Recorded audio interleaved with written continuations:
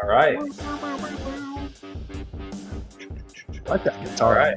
Yeah. All right. Let's see if I can do it right this time. I'm going to fade it out. See if it works. All A right. new occupation as a DJ if you can fade it out like that. We just got it. We figured it out finally on There what you is this, go. our sixth episode?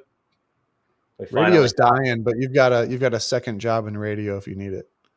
Well, I always been told that I have a face for radio. So that would definitely be a good career choice for me if this It's a doesn't work compliment that everybody wants, man. out. That's right. But welcome back, everyone, to the I Love Annuities podcast. This is Jeremiah Conjure, along with my handy dandy sidekick, Zachary Van Ness, and we are the Annuity Dudes.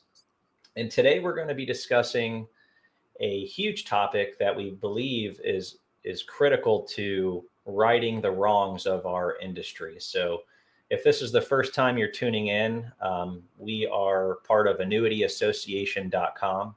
And we are an independent annuity advisory firm specializing in bringing more transparency, education, and ultimately helping consumers lift their annuity IQ to make more informed and confident decisions.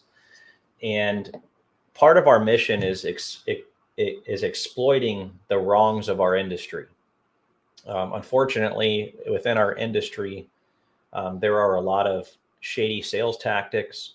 There are a lot of smoke and mirrors. There are a lot of just wrongdoings ultimately in our industry. And sometimes it's by accident, it's not intentional. It's just because of the complexity of the subject matter and some other things that we'll be covering.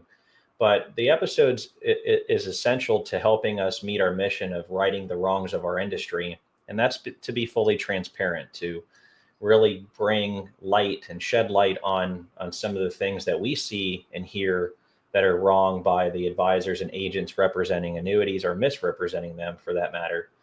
And this episode is titled The Massive Mistake That 99% of Annuity Buyers Make. So we're going to go right into it without further ado.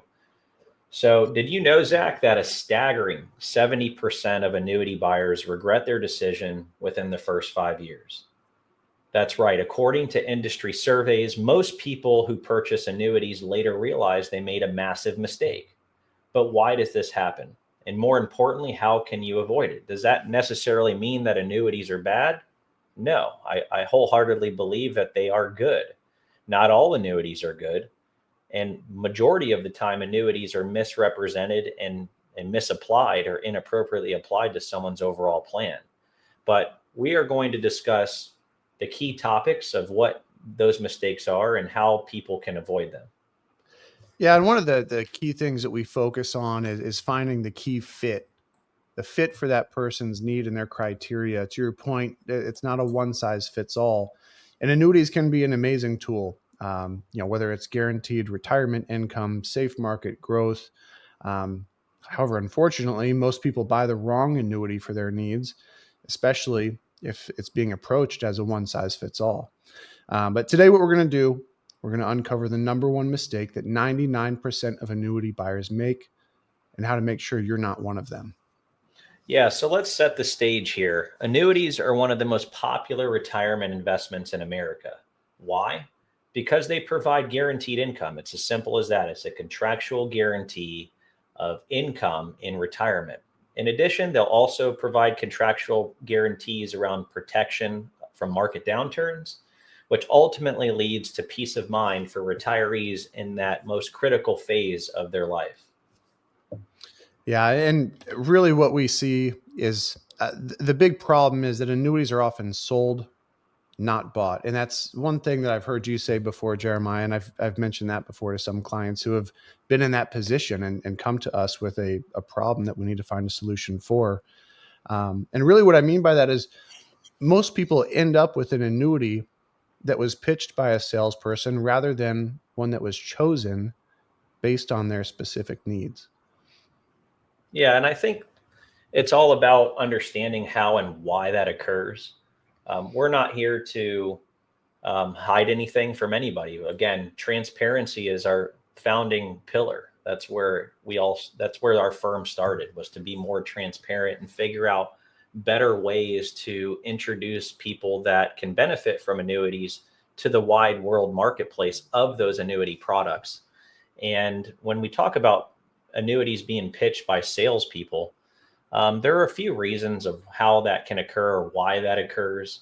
Um, I think the main thing is really understanding that there is, for the most part, a low barrier to entry for people to get a license to represent or offer annuities. I think that's, in my opinion, one of the biggest areas that needs to have improvement, is making it a bit more challenging to get a license to, sell annuities or offer them to people.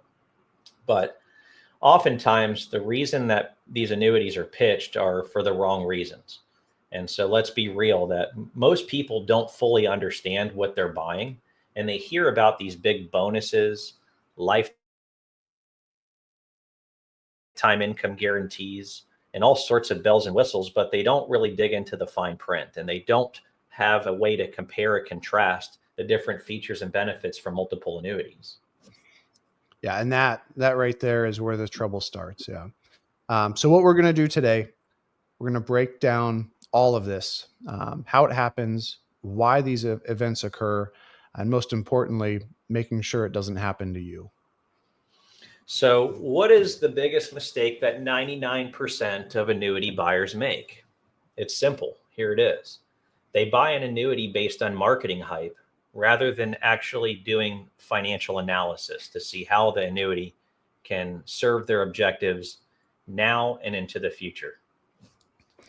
Yeah, I think you, both of us have run into this before, where we've met with clients who have been put in that position, um, and really we're backpedaling and trying to find the best fit moving forward, to fit their intended need of what they came up with to begin with. I don't know if you can speak to that a little bit in your experience. Yeah, I mean, we hear it all the time. One of the things that I try to make sure that I uncover and put on the table right out of the gate in our first meeting with a prospective client is, have you been talking to other advisors or agents? And if so, what is it that, you're liking about the things that you're learning and working with them? And what are some things maybe you don't like or have some questions about? And I try to dig even deeper into what, specific products or features and benefits they're being pitched, to determine whether or not they're, who they're working with is being honest. That's really what matters most, is honesty. Again, I keep talking about transparency. And ultimately, our goal is to foster trust. And that can only be done with transparency and education.